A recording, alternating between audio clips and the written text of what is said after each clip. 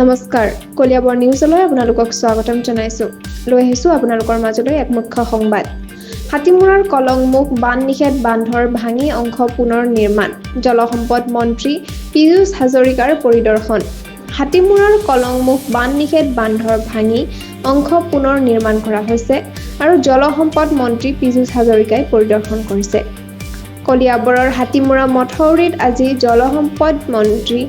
শ্ৰী পীযুষ হাজৰিকাই পৰিদৰ্শন কৰে কলংমুখৰ বান নিষেধ বান্ধ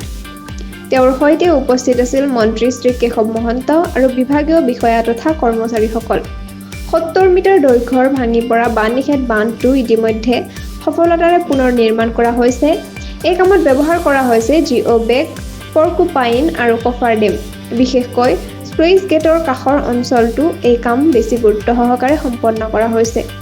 জলসম্পদ মন্ত্ৰী শ্ৰী হাজৰিকাই তেওঁৰ টুইটযোগে জনায় যে মই কেবিনেটৰ সহকৰ্মী শ্ৰী কেশৱ মহন্ত ডাঙৰীয়াৰ সৈতে পৰিদৰ্শন কৰিলোঁ আৰু বানপানীৰ প্ৰস্তুতি পৰীক্ষা কৰিলোঁ